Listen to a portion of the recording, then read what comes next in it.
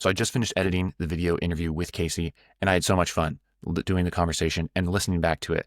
Casey is brilliant. He has a lot of really interesting ideas. As I was going through, I felt like almost every part of the conversation could be pulled out as its own individual highlight clip. So really excited to share it with you.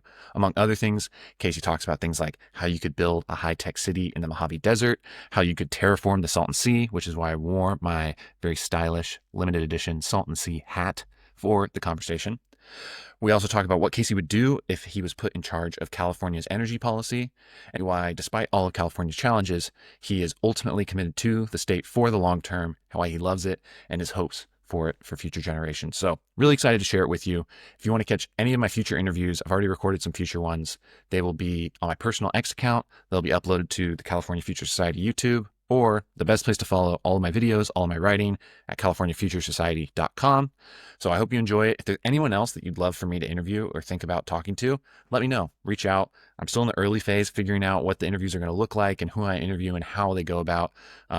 So open to any and all suggestions. Thank you for watching. Here's Casey. Excited to jump in with you, Casey. I think you have a unique perspective on the state of California, and I'm excited to talk to you about your vision for the state. You wrote your blog post, California's Path to Redemption, which I think was sent to me by at least 5 of my friends, all of whom were saying, you have to read this, you have to check this out.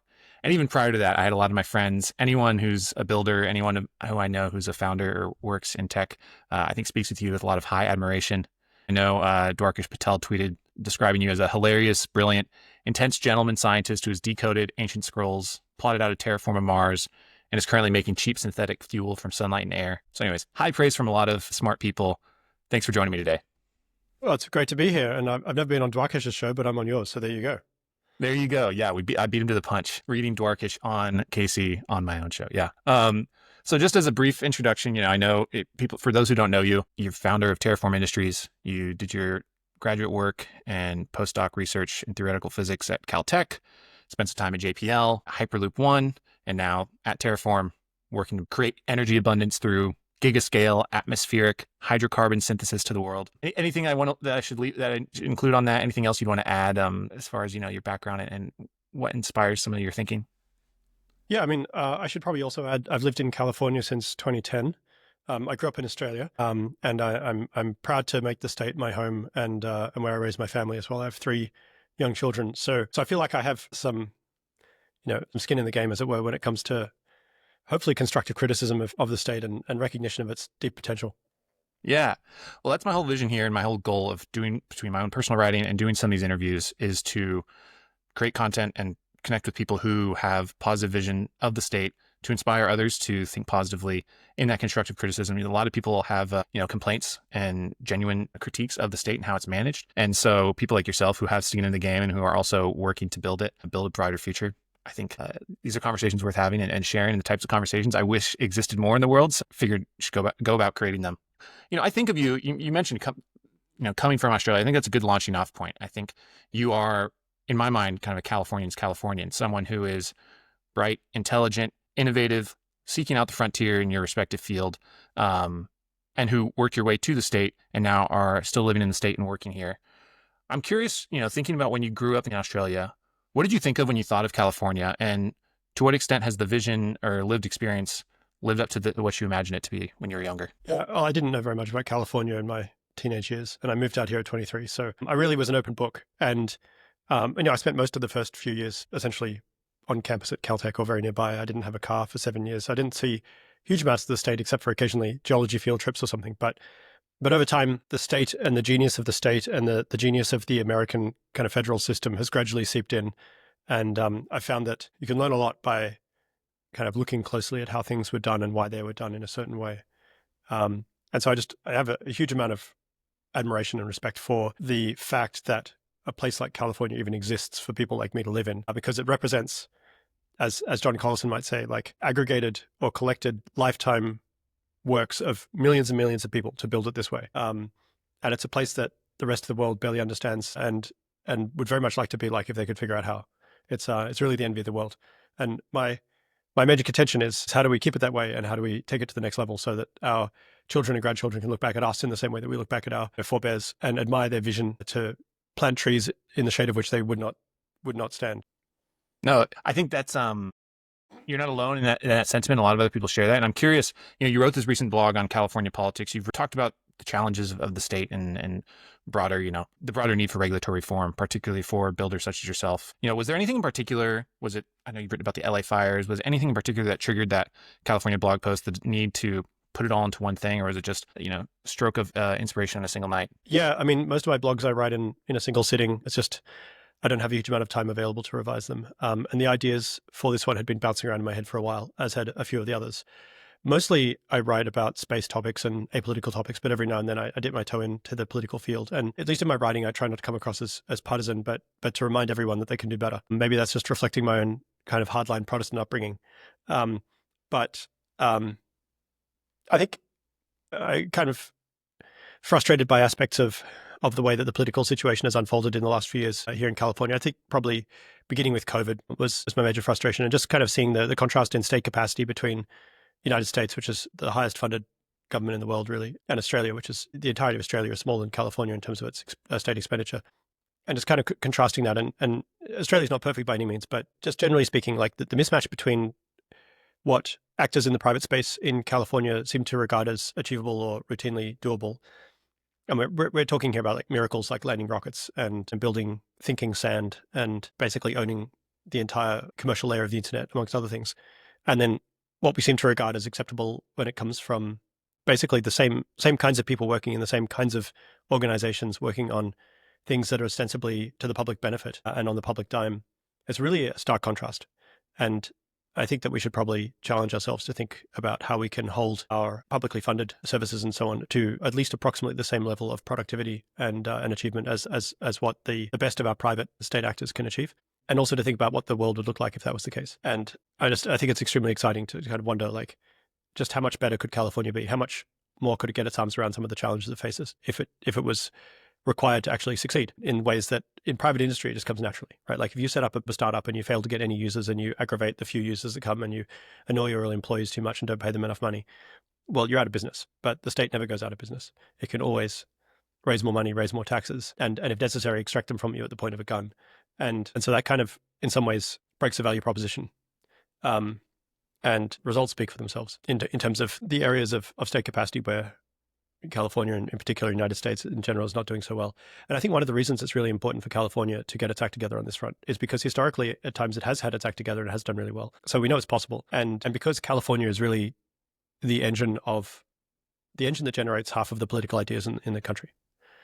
And you could say like Texas or maybe Florida or some of the other like large, powerful typically Republican or more conservative states would be the other half of that pole. But you can't, it's like Captain Planet in a way, right? You can't have strength without strength across the board. And any one set of ideas will kind of run into trouble pretty quickly. You need this mixture and this syncretism of ideas to really make sure that the best ideas are really getting fought over in Washington, D.C. and in other state houses that are kind of less polarized across the country. And there are some really important aspects of progressive governance, progressive thought.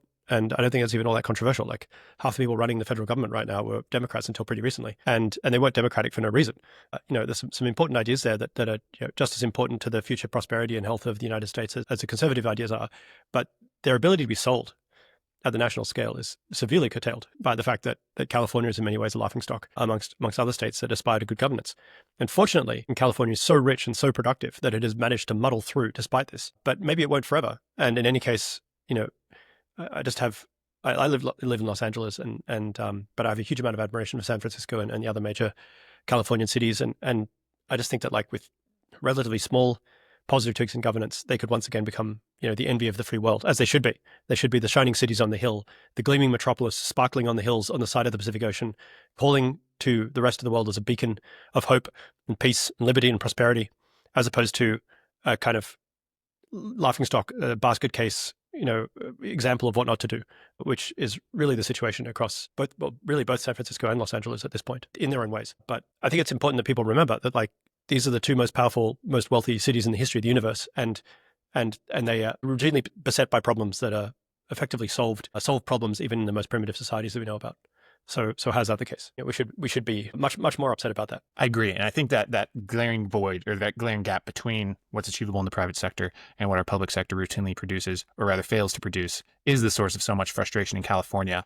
But I wanted to ask you, how vulnerable do you think California's status as the envy of the world, as a global hub of innovation? Because on the one hand, everyone has our gripes. We all have these reasons that we know that California is falling short of its mandate and even its own legacy from previous decades. Yet at the same time, people like yourself continue to come to the state. VC investment continues to come in. Builders and people who want to push the frontier of human progress continue to operate in the state. And you mentioned in your blog some of the high-profile companies that have left in recent years. Do you see those as a canary in a coal mine of, declining momentum and status of the state? Or, Yeah, I don't know, do you think absolutely. it's a durable advantage that would persist into the future? Yeah, I mean, at the risk of getting wonkish, I think California can coast on its reputation for a long time, at least in certain sectors. So, for example, in the internet space, it's relatively unregulated, and so we've continued to see like agglomeration effects, and California still remains the place of choice to develop certain kinds of extremely high value, high tech, mostly IT related industries. But the companies that have fled the state are actually ones that work in the real economy. Like In-N-Out, for example, is a successful fast food chain that was always and has always been Californian, and it's left. Like, what does that tell you? Part of the problem we have now is that parts of aspects of California's regulatory environment are so hostile that it's basically impossible to make a go of it if you're trying to do a business that actually works in the real world with real materials and real engineering, as opposed to with software engineering. And that's a major problem just for the diversity and strength of the economy as a whole. And then other kind of governance related issues come home to play when it comes to like building a functional city that has all the elements and services and so on needed to operate a city. Because after all, a city is not really a city if it's just a place that like a handful of extremely highly compensated AI engineers can afford to live. It needs to be a place where, doctors and teachers and police officers and firefighters can also afford to live in a kind of a more mixed, dare I say, more economically diverse environment. And really, like California's failure to build housing for 2 generations has really pull up the drawbridge, and it will ultimately is already beginning to have a strangulating effect on our ability to form new businesses that will continue to drive economic growth in the future. So I say like California's position as like a immigration, both internal and external immigration destination of choice for people who are ambitious about building certain kinds of extremely high value add, low marginal cost of replication software businesses, I think is secure. But, I, along with millions of other people, have immigrated to California, and how many of us are like, yes, and California is the place where I want to go and build my career in the public service. And like, that's a major problem. California used to be a routine launching pad for national political careers, and I don't think that's the case anymore. I think that people with the best ideas and so on would probably be going into the private sector, by and large. There's advantages and disadvantages, and I think the answer is a balance.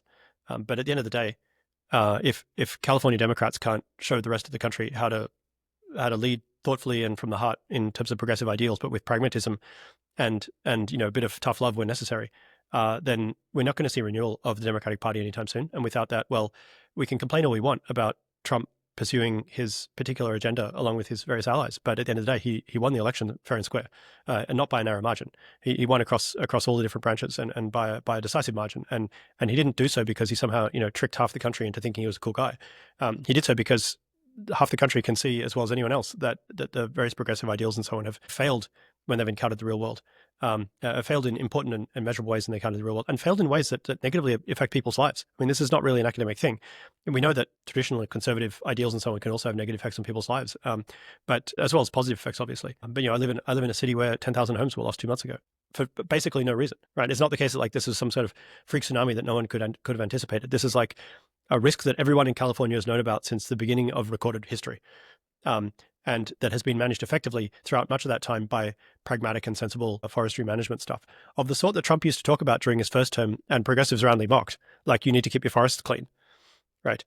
And yet here we are in a situation where between state and federal authorities, it's impossible to get permission to run standard hazard reduction burns, something that the Aboriginal Australians that I grew up learning various bits of wisdom from understood as true as the air they breathed, that like if you didn't keep your forest clean, sooner or later you're going to have a bad fire and it would destroy you. Yeah, it just kind of blows my mind. I want to talk specifics about the types of headaches, challenges, and antagonisms that you experience as an entrepreneur, because I think a lot of people understand, even if they don't work in tech, they don't work in hardware, they understand cost of living, they understand how an ability to build homes has made it hard for people to live here.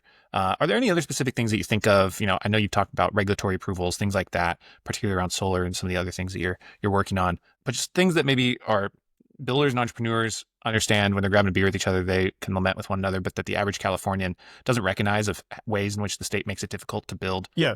So, I mean, it's important to understand that if you decide that, life is too short to spend your whole career writing software and you want to work in the hardware space and you want to build material and energy abundance for your fellow humans and technology that can, do to the billion or 2 billion people who are still experiencing energy insecurity what 2 generations ago invention of the oil refinery did to bring wealth and security and in particular end hunger for billions of people all over the world. Right? That's a worthy goal. That's something that California should separate. That's something that California's incredible wealth can easily subsidize, in terms of private VC or whatever, which essentially, how we've raised money here.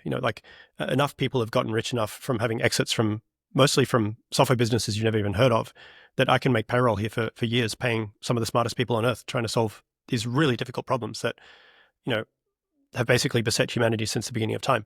What is the major obstacle to us making progress on this front? It's a minefield to get permission for us, privately funded people, to buy privately owned land in a desert environment in California that has essentially no value to it in terms of its ecological productivity or something. It's not some rainforest or something like that. It's literally a place where it's so dry that nothing can grow. To put solar panels on the ground, which are inert slabs of glass that spit out wealth. Right? It's literally money printing machine. No moving parts. There's no nuclear, nothing. There's no emissions. There's no nothing. Putting solar panels on the ground is about 100 times less environmentally impactful and about 100 times more economically productive than planting corn, which is one of the greatest crops ever invented on that same land. Right? This is so environmentally benign that it should be actively encouraged. And yet, across most of the state, if all you want to do is put down some solar panels and hook them up to a machine to do something useful, you have to go through the full CEQA permitting process, which can take years, right? And that's nuts. It's absolutely crazy. We have a whole bunch of legacy generating plants that are making power by burning stuff, burning coal, burning wood, burning oil, burning natural gas, that are actively pumping CO2 into the atmosphere, actively pumping nitrous oxides and other secondary pollutants, sulfur dioxide, all kinds of stuff into the atmosphere that are statistically speaking killing tens of thousands of Americans every year.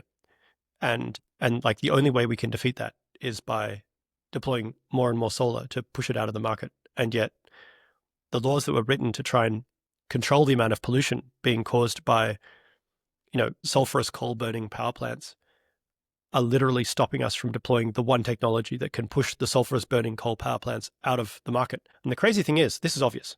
I'm not the first person to point this out. Everyone has known this. People have known this for decades. And what has been done about it? Nothing. What has been done about the fact that everyone knows that you have to be able to conduct routine hazard reduction burns against forests as they grow back after fires to prevent more fires from occurring? That after 5 years, you can do a low risk hazard reduction burn that just kind of takes out the undergrowth and the fallen litter. And after 20 years, you can't really touch it because if you do, you're going to have a bad day no matter what happens, right? What has been done about that? Well, Governor Newsom recognized that the existing CEQA process for getting a permit to conduct a hazard reduction burn took on average 6 years. And so he attempted to put in place a streamlined process to make it easier to get a CEQA permission to do what's called like a back burn or a basic burn off of fuel-rich forests in areas immediately adjacent to housing areas, right? That you could do on like a cool winter's day when there's rain forecast, like today, for example. And there wouldn't be any hazard to anyone. So it's not like people didn't know this was a problem. And after 6 years, he had to admit defeat, that he couldn't make this work. And that actually the streamlined process was even harder to comply with than the bog standard process, which is itself absolutely insane. Now, what does that tell you? What does that tell you? That's insane, right? If you worked for any company on earth and that was how well you managed to do your job, you would be fired instantaneously. And if you worked for the top performing companies like the former Googles and Amazons and Microsofts and Facebooks and SpaceXs and Teslas and so on of this world, the companies that really form the backbone of current American industrial might and represent really our current best hope for competing with the growing industrial might of China, you wouldn't be allowed to fail that badly for 2 days. You would be out on your ass, and rightly so, because there's 10 people lining up to take your place who'll give it a more honest shot and actually have a chance of succeeding. And that's just kind of this insane situation that we live in. It's not like I'm opposed to government. Like, government has to exist. I'm not like I'm opposed to public services. Public services have to exist. But I think there's a real conversation to be had here about how much are we putting in versus how much are we getting out? And how do we make sure that what we're getting out is keeping pace with productivity gains in the wider economy, because that is obviously not the case. Yeah. Well, and it speaks to perverse incentives within the political system as it currently stands. And my former boss, his whole theory of change was that politicians do make every decision based on a single outcome of whether or not they're going to get reelected. And so if a decision seems to increase or decrease their odds, that's their reward function for their behavior, and they follow it accordingly. And so if you want to create change, you need to create real political risks for loss. And so it begs the question then, if politicians have and continue to get away with failing to deliver on the promises that they offer, are people not upset enough about it? Is there a lack of political institutions? Is our party system within California warped to the point where, there's not meaningful political feedback? And that's something I'm exploring and thinking about a lot, but it speaks to a broken incentives in a broken system that enables a broken status quo to persist. Yeah, absolutely. And that's considered one of the major problems in California, that there are, of course, many Republicans in California. I mean, the most split counties in the whole country are like 60-40 one way or the other, right? Like there's no shortage of Republicans around the place, but relatively few Republicans in state assembly. And it's the Democrats basically have a supermajority there. And so I think if anything, that just reinforces the necessity for the state party and the federal party leaders to make sure that, despite the fact that they're not going to lose like the governorship anytime soon, that they find other mechanisms to ensure that good ideas are still bubbling up from below and that people are being held accountable. And at the end of the day, like there's only so much that the legislative assembly can do, like California State Assembly can do, if they see themselves as basically writing laws. And once you set up some state agency, it kind of does its own thing. As an entrepreneur myself, I've found out the hard way that like it is necessary to set up an incentive system that requires success, and part of that is rewarding people who succeed.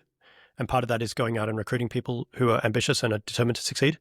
And part of that is taking people who are not bad people, but they're not succeeding, and returning them to general circulation. Because if you end up with a state agency that's got some critical value, critical mass of critical concentration of employees who are they're sitting there on payroll, they're consuming resources, but they're not able to succeed for whatever reason, then they're not only consuming resources, no output, but they're actually blocking people who could possibly succeed in that role. And at the same time, I said they're not bad people, right? These are people who could probably succeed very well in a different position in the state, state bureaucracy or in private industry, but they'll never have the chance of doing that if they aren't moved on. And the number of people who will actually look around and say like, I'm not making progress here, I should quit my job and go somewhere else where I can actually make progress and develop my career, is unfortunately a very small minority. People actually have to be tapped on the shoulder and told it's time to go, like shape up or shape out. And the thing is, you don't have to do that very much to make sure that people understand that the incentive structure works. And the same goes for politicians, right? Like you don't actually have to vote out every single assembly person, every single election to make sure that the rest know that their job is not guaranteed for life. But if you don't do it at all, it's incredibly corrosive. It basically destroys morale and destroys productivity almost overnight, as does any form of like basically handing out privileges for free. So, I think it's something where you want to be a bit measured about it. But at the same time, we're in a situation where we have state bureaucracies that can collectively consume, the state budget's over $300 billion a year. And across many measures, you could probably make an argument that they're holding steady, right? Like they're not going backwards too fast, but they're not exactly like becoming breakout successes. And I think we really need to think, like if we're in a situation where our economy is growing 2 or 3% a year, and with AI, it might climb up to 5 or 6% per year. And if we reindustrialize, it'll grow up to like 8 or 9 or 10% per year, that we're going to need state capacity to grow at least that rate, or it's going to be the primary brake on our growth. And we can't accept that. We can't accept a situation where like our children could be twice as rich, but they won't be because our in state public servants, people who are paid for with our money, won't get out of our way. It won't get out of their own way to succeed. It's absolutely critical that's understood, kind of regardless of whether or not people will lose elections. There is one other subtlety here that I want to kind of mention for the benefit of you and your listeners, which is that it's generally not the case that these things are failing because like there's some bad guy like who's involved, right? Or that the relevant congressperson is not sufficiently in fear of losing their job. It's actually pretty common to find in particularly large state-run bureaucracies that you put a bunch of smart people together, and I'm not saying that they're bad people or stupid or anything, they're smart people and they're well-intentioned and they're well compensated and they're well qualified. You put them together, and it's pretty common, particularly in the larger bureaucracies, for their network output to be basically eroded down to zero by internal frictions, and basically frictions between different shards of the bureaucracy talking to one another. And there's actually kind of this insane situation where like something like 30 or 40%, something like that, of the Forest Service's budget is consumed in litigation, right? So they're literally a state entity is spending a third of its money on another state legal system to take other aspects of the state to court. It's like that meme where it's like the two people shooting rockets at each other and you're like, somehow not my tax dollars and somehow also my tax dollars. Yeah. And yeah, of course, like to some extent, the various organs of state power have to have the ability to sue each other and take each other to court and have the judiciary weigh in on exactly how laws are to be interpreted. That's obviously the case. But at the same time, like 30% is a hell of a tax on something that's relatively straightforward, like manage the forests. And actually, in extreme cases, you can even end up with a thing. And I saw this quite a lot when I was at NASA, which I've called Dittermore's law. And Dittermore's law, it describes, it's like one of these 20 or 30 or 40 different laws that describe like various interesting things that occur in large organizations, which I find endlessly fascinating. But Dittermore's law describes a tendency of like largest groups, like typically, actually it can happen on smaller scales as well, but like largest groups of people who are all like exceptionally well compensated and qualified and dedicated and so on to get together and they're responsible for delivering a particular work product with a positive outcome. And not only do they not produce that, and they don't produce even nothing, they produce the exact opposite negative outcome. And so like the fires are a pretty good example of this, where you have like multiple overlapping state and federal and local agencies whose job it is, like their one job is like stop the city burning down, right? And somehow they're all treading on each other's toes so much that the end result is that large swaths of the city are guaranteed to burn down. It's just a matter of time. And there's too many other examples to mention them all. But like the example that I first kind of obsessed over on this, and I still obsess over, is the loss of the space shuttles, where like NASA is rightly considered one of the world's greatest teams on doing like impossibly difficult technical things, and flying the space shuttle at all is some kind of miracle. And they had hundreds of people working in various offices dedicated to assuring safety for the space shuttle program, which is kind of, unlike fires, actually, the safety for the space shuttle is axiomatically impossible. So like ultimately their job was to launder this system that was kind of a political necessity that it be seen as safe and usable when in fact it was none of those things, and get to yes, get to the point where you can sign off and press the big red button. But because it was fundamentally an exercise in manufacturing, manufacturing the appearance of sanity for the system that didn't have it, it was only really a matter of time until we blew it up and killed everyone on board. And the thing is, like, everyone involved knew that was the case. Everyone involved individually knew, like, oh, I hope I'm lucky this time. I'm rolling the dice. They knew that they were part of a system, but like no one was able to actually stop it. So it just kind of, it drives me nuts. I want to transition to positive visions of the future and thinking about some things to get you excited. But before I do that, I do have one question. And this is actually came from yesterday. I was at the Valor Atomics headquarters, another company that thinks about, building an energy abundant future. And as part of their vision requires scaling up the infrastructure that they use to create energy. And I know I was watching videos about you and interviews you've done in the past. You've talked about how success for your company and for Terraform Industries to create the type of energy at the scale that you're hoping to, you're talking about the acreage and the size. You talk about you don't think about scaling up too much because, you lose sleep at night thinking about how intense that effort will be. But I was curious, as an entrepreneur who thinks about scaling up in the future, California still maintains a lot of people like yourself in that kind of the high-skilled design, the high-skilled manufacturing, the high-skilled development of new technologies. But when it comes to actually scaling them up, you have to do that elsewhere just pragmatically because of the restrictions that you experience in the state. Do you think of like a tipping point in your company's trajectory where you envision having to leave the state, where you think about, if not leave the state, maybe you're still headquartered here, but you have to build elsewhere? Does that cross your mind? Yeah. Lots of people say, oh, you're crazy to try and build in California. You're wasting your time. But I'm right or die.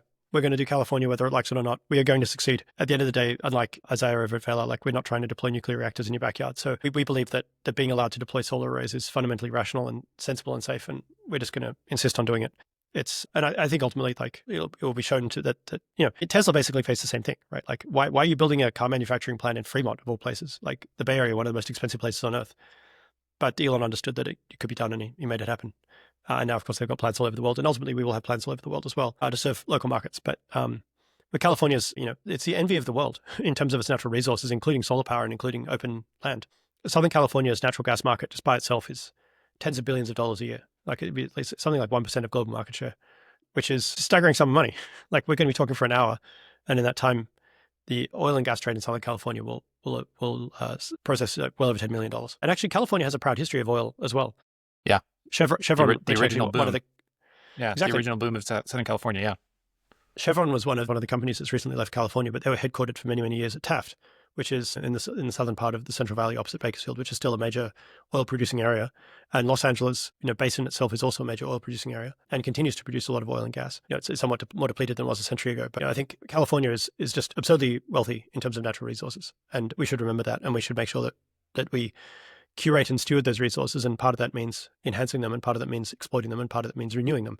It just certainly does not mean like deciding that whatever we had got done by 1971 is good enough for all time, and laying off and leaving it there and just kind of sitting amongst the ruins of our crumbling infrastructure, wondering where it all went wrong, instead of remembering that actually, if Californians in the 1930s were able to take, the incredibly new inventions of diesel engines and cement and dynamite and build such wonders as the Colorado River Aqueduct and the Hoover Dam and God knows what else, that we can take our current technology, which compared to them is godlike, and do much the same. And what I'm really excited about is actually, like, there are a number of flourishes or excesses that occurred during that period where we built water infrastructure that today is not really worth the effort, but nevertheless had a large negative impact on land that we now value more highly. And I think it would just be a wonderful thing, for example, to deploy enough solar powered desalination equipment in Los Angeles, for example, that we could give back the water to the Owens Valley that we've taken for 100 years, and refill the Owens Lake and replant. Like Owens Valley was the site of the Indian Wars in like the 1860s, but like there was a large population of American Indians who lived there who were actively engaged in agriculture of various native plants. Most of the valleys of Death Valley is not much living in them and hasn't been for about 10,000 years. But the Owens Valley, because it was fed by snow from the Sierras, was lush and quite arable all year round. And today it's not really, but it should be. And we could make it that essentially at the stroke of a pen. It's only 200,000 acre feet of water per year comes down from there. And so I think part of the answer is unshackling our technological prowess when it comes to creating unconditional abundance of energy and water and a few other things that will allow us to basically finish what our forebears started and complete the process of terraforming California to be a better environment, both for humans, for farmers, for people who live in cities, safer from natural disasters, and for wild animals that also need water and land to live on. There's no reason why we shouldn't say, well, we used to drill for water and now we can just pull it out of the ocean for like 10 cents a cubic meter or something. Yeah. Well, let's get into terraforming. And before we do that too, I am glad to hear that you're ride or die in California. I think there's a lot of positive spillover benefits when you're not only designing, but also manufacturing, creating, deploying, and implementing the technology in the state. I think when I think back to previous eras, whether the space age or California's previous eras of being a manufacturing hub of the country, the fact that I know your site is near the former Skunk Works site, right? Southern California is not only where they designed the SR-71 Blackbird, but also manufactured, tested it, and you created a lot of I think that spills over into the culture and the identity of the place when it's not just the high-paid designers, but it's also the people who are helping create the technology. Lockheed plant was just here. They built tens of thousands of aircraft there, including the first C-130s. All the Skunk Works planes. Obviously, the space shuttle was largely built in Los Angeles by a whole bunch of different contractors that live here. Boeing had a plant here. Douglas was based here for many, many years. Everything up to the DC, when I think it was made at Santa Monica Airport. And McDonnell obviously had a huge plant here as well. Just numerous aerospace companies historically and still here. Hughes was here, for example. Uh-huh. And SpaceX is here now. Anduril is here. Atlas boosters, which were the first orbital rockets that United States used to fly people into orbit, were built in San Diego, for example. Also, in the 1960s, they built these pressure stabilized stainless steel single-staged orbit rocket, right? Something that we haven't really equaled ever since. Yeah, I think people forget. I mean, in San Francisco, I don't want to leave you out. Like San Francisco also, it's like birthplace of Silicon Valley. It was not software originally; it was hardware. That's where they used to make chips before they made them in Taiwan, and the Richmond shipyards, amongst others, where they produced thousands of ships, some of them in just a few days for the Second World War. Major manufacturing center, and I think that I don't want to go back to a world where we had people earning 75 cents a day to like weld a ship together by hand, but I do very much want to go to a world where California is a place that produces a lot of stuff, maybe more with robots than with sweaty people doing backbreaking work for a small amount of money. And there's no reason why we shouldn't. Well, let's talk about terraforming. I think that's one of the things that, from where I sit, that people find most exciting and interesting about you. You have this remarkable ability to think about big, exciting visions of the future that get into the sci-fi realm, but then drill it down into the pragmatic details. I saw you were tweeting about what would it take to terraform the moon, or to create an atmosphere on the moon and things like that. And a lot of people can dream about the future. A lot of people can think about the pragmatic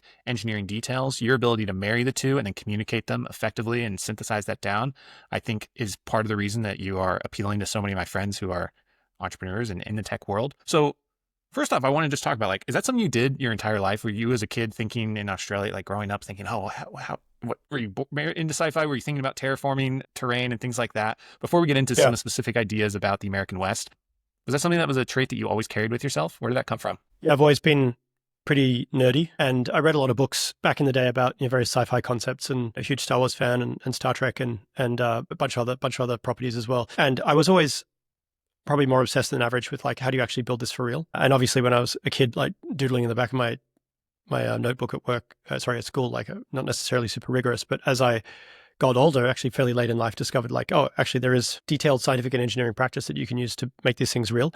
It's not something that, it seems obvious, right? But Australia is not a place that's known as a manufacturing powerhouse. And so it was all a bit obscure to me back then. And so one of the pleasures of my 20s was to go through all these classic works that I'd read back in the day. And that includes some Heinlein works, and The Moon is a Harsh Mistress. Sorry, that's Heinlein. The High Frontier by Jerry O'Neill, and The Case for Mars by Robert Zubrin and a few others.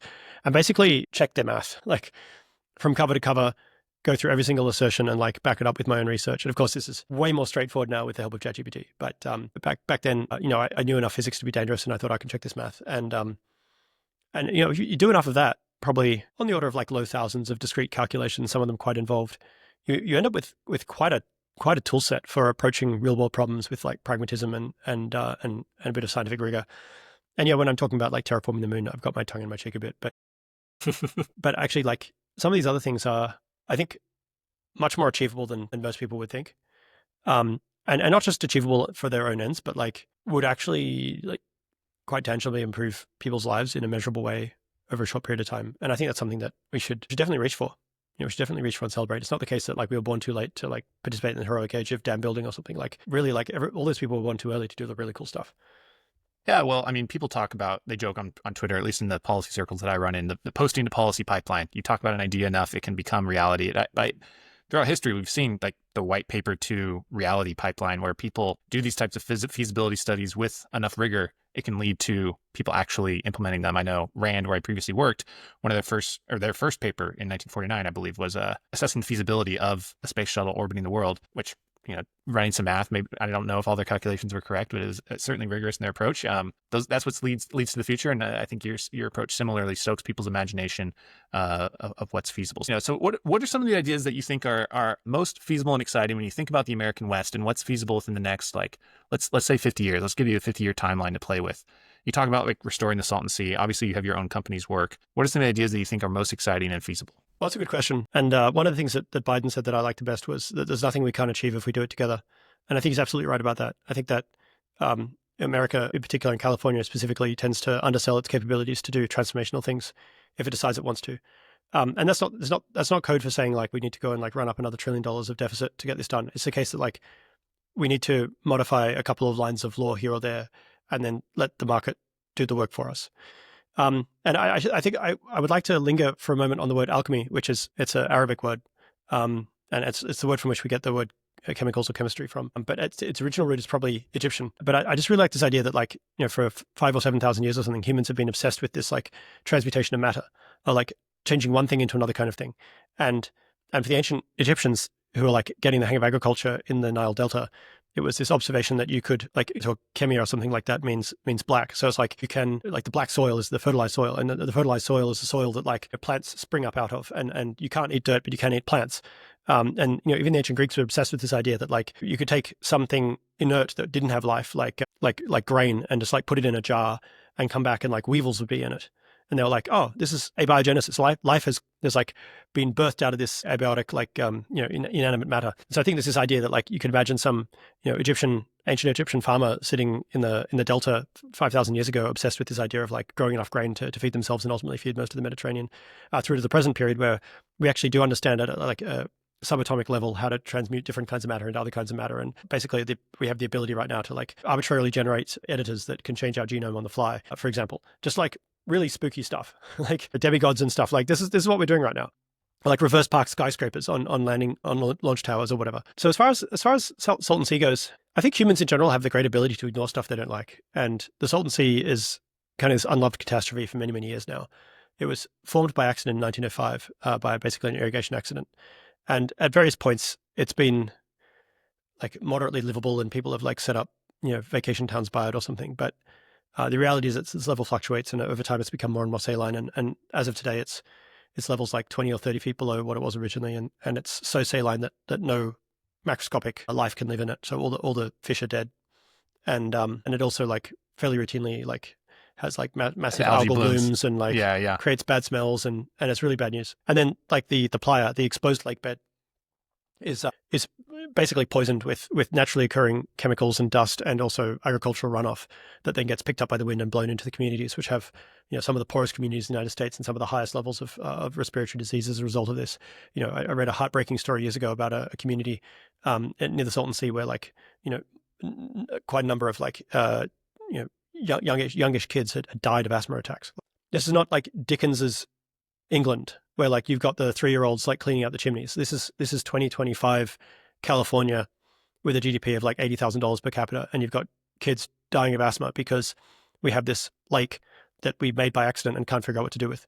And part of the problem is you say, well, how do we fix it? Well, it looks like a hole in the ground you can pour money into, because people just see it as like, well, the best you could do is like, fix the surface a little bit and just let it kind of shrink away to nothing. And the Colorado River itself has had less water flowing, and so less irrigation is occurring in those farming areas, less water is flowing down into it, and the rainfall patterns have varied, and with climate change, it's unlikely to improve drastically. And on the flip side, if it does rain too much, it kind of fills up and eventually overflows and floods some of the low-lying communities nearby.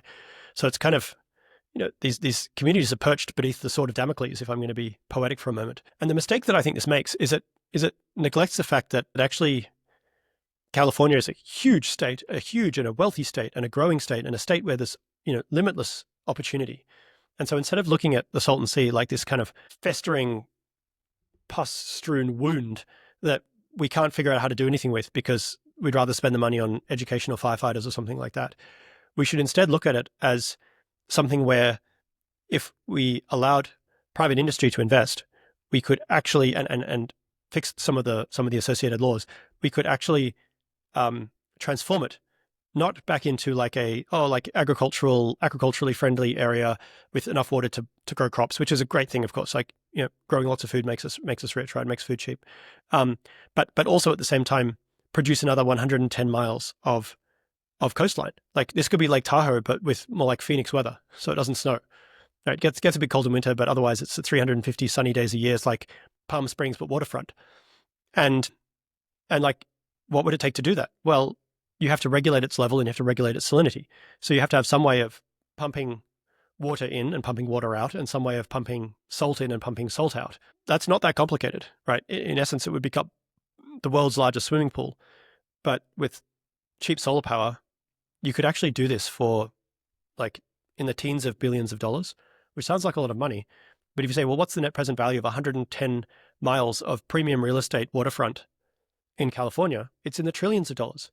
So like the leverage on making an investment like this is 100 to 1, right? Which means that you could actually fund this privately with everyone getting a huge payoff, right? So it's not like there's winners and losers. It's like there are winners and winners and winners and winners and winners. Everyone's a winner by essentially like granting the developer like preferred access or like right of first refusal or like options on purchasing land that is like on say 5% of the shoreline. Mm-hmm. So it's 110 miles of shoreline. So you say 6 miles of that shoreline, 5 or 6 miles of that shoreline is now optioned to the developer, or a consortium of developers who are going to build this solar powered desalination and associated industrial equipment. Probably east of Brawley somewhere in the areas where like you wouldn't even know it was there. I'll put it that way. There's no roads that go anywhere near it. You wouldn't even know it was there. And sign some agreements with Mexico to like share water and get seawater and like provide them with fresh water. So like their agricultural areas in the Mexicali area and south can also have enough fresh water to operate. So like instead of this like again like festering international argument that's been going on for 50 years about water across the border there, where the Colorado River crosses the border, we could be like, okay, enough fighting. We're going to make another 15 million acre feet of fresh water per year. Everyone can have as much as they want, and it'd be amazing. And initially I was like, well, you could desalinate the lake completely, and also at the same time, pull out and recycle the agricultural chemicals and stuff like that. And you could have a freshwater lake, like much like Lake Tahoe, right? So you could have your soccer with fish, and if you needed fresh water to drink, you just go there and pick up a cup and have a drink, and it's fine because it's reverse osmosis filtrated all the time. It's like there's nothing in it, and that'd be pretty cool. And then I was like, if you just refilled the lake, right? If you just basically turned on the irrigation systems that we've already got operating, like the Coachella Canal, for example, and diverted that into the lake and refilled it back to its historical, like I think 248 feet below datum level, you would actually dilute the salt to the point where it was basically ocean salinity. And so ocean salinity in some ways is even cooler than freshwater salinity, because in the ocean areas of the Sea of Cortez, which is the bit of ocean that's right near that part. There's like just incredible like animals and sea life and coral, and like you go to Baja and go diving, right? So like you could actually just take the ecosystem that's already present in the ocean near there and like transplant some of it into the lake. And I just think it'd be absolutely amazing to like wake up in Palm Springs, walk down, catch a few waves at the beach, go snorkeling on the coral reef, and then watch a whale like swim by. But like you could do that. It would not be all that expensive. Like SeaWorld, you've got a whale in a tank that's, about the size of a large swimming pool. You could put the whale instead in a lake that's 60 miles long, a salty lake that's 60 miles long. But I'm just kind of throwing some ridiculous ideas out here. It's not just that like this would be a great place to live, but like if you built this place around developing solar in some of the best solar land on Earth, which is what this is, right? It's some of the cheapest land with the best sunlight anywhere on Earth. You could actually use it to kickstart a primary materials industry the United States has not really had in a meaningful way for a long, long time.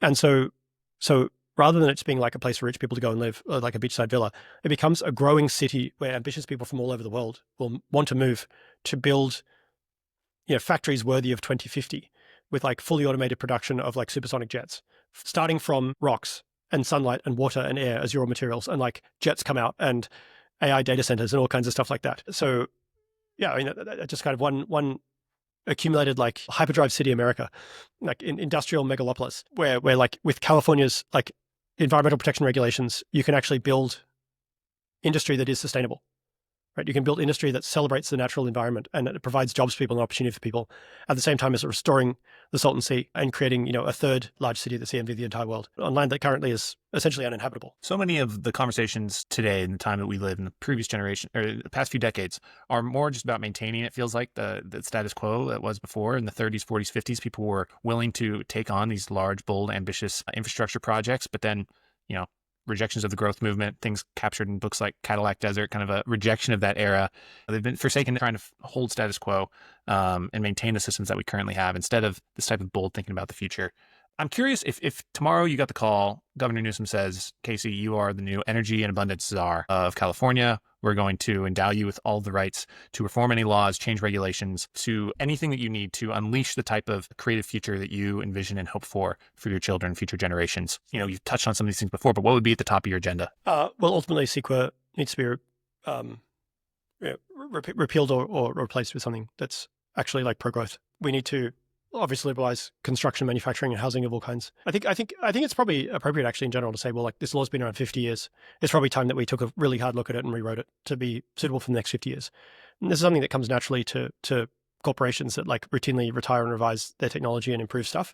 But the challenge with laws is that in part they gain the legitimacy from being around for a long time, and so there's not really this kind of ongoing cultural process of like recycling and repealing and revising and compressing and improving laws that there really should be. I think that at least as far as using desalination to increase the supply of fresh water in California, which is absolutely vitally important for agriculture as well as environmental restoration, we need to make sure that the California Coastal Commission understands that desalination is not the enemy. However that's done, I don't really care. But yeah, like that's obviously necessary part of the whole process. And then otherwise, just make sure that the money that we are taxing in California is being spent productively. One of the things that I wrote in the blog post recently was that California Democrats should get on with standing up their own version of Doge unless they want it to be imposed from outside, because sooner or later it will get to the breaking point and someone will go in there with a wrecking ball, and it's probably better to do it to jump rather than be pushed on that front. But yeah, I think fairly minimal changes are necessary, and it's not like we need some kind of law that hands over huge quantities of public money to make this happen. I think we just need some common sense stuff to straighten out some problems. It's encouraging, and I think it's a sign of hope. And I know even in the housing bills this year that EMB and other groups are pushing, there's proposed CEQA reform, at least for infill housing. So hopefully that what is considered a third rail is on the table in other venues as well. And yeah, it's encouraging to hear. And one last question I want to end on is, you have 3 children, you think about raising up the next generation and inspiring people. Each kid is unique, each child is different. But when you think about promoting the type of bold, innovative, creative thinking that you yourself, I think, represent to a lot of people in the tech community, what types of things do you think about? What would you recommend a parent who finds themselves with a young Casey Handmer on their hands, of how to educate them, how to encourage them, how to excite them, or maybe you just wish them luck and send them on their way? And I'm not sure what your childhood was like, but yeah, how do you think about raising that up? Well, I was fortunate to have parents who were pretty, good parents, and were able to provide opportunities, at least in a world before the internet was really widespread. I think today it's much easier to kind of basically make sure that every child is given the best opportunity they can to succeed, and to make sure that resources are available to help them understand that the possibilities available today are much more than what you would think if you read, a book written 50 years ago or took too much career advice from your grandparents or something like that. It's just the benefits to uprating your ambition are very, very high. You don't have to be some like super genius. You don't have to study theoretical physics. You certainly don't have to repeat my mistakes, but you do have to be determined to see a better future and to do whatever it takes to get there. And that often means like, putting in the reps, doing the sweat, getting the hard sweat done. I think my parents inculcated a sense of responsibility, social responsibility and self-discipline, which is necessary to succeed in anything, to know when it's time to, put down the snacks and actually get some work done. So I think that's super important, which kind of touches on another aspect of kind of like envisioning a better future. And I know this is something that Elon Musk used to talk about back when his eldest children were somewhat younger, but like our model for education is not that different to what it was 1,000 years ago, where we take a bunch of kids and we put them in a box for 12 years, and we have a teacher who, while well-intentioned, is not necessarily well-resourced, try and imbue them with important facts and ideas like, show up on time and get your work done. If we think ahead 1,000 years, are we still going to educate children the same way? Is that really the best way to upload information into their brains? Mm-hmm. Especially in a world where essentially we've got infinitely patient, infinitely knowledgeable LLMs available that can speak English and write in any language you want. It seems to me that maybe we should think deeply about how we go about obtaining the best possible education outcomes for the amount of resources we're prepared to devote to that particular state operation.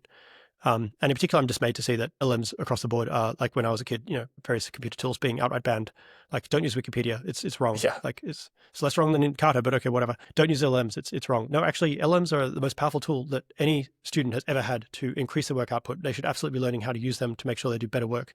And if that creates a problem for the teachers who are trying to grade against some curve or some rubric, that just means the teachers need to improve their tooling at distinguishing between people who are able to use these things well and people who need more help to learn how to use them. I think we really need to keep an eye on the fact that like there's an unlimited future, an unlimited ceiling. We need to reach towards it as well as we can. Well, thank you so much, Casey. That's the end of my questions. It's been a real pleasure talking to you. And you too.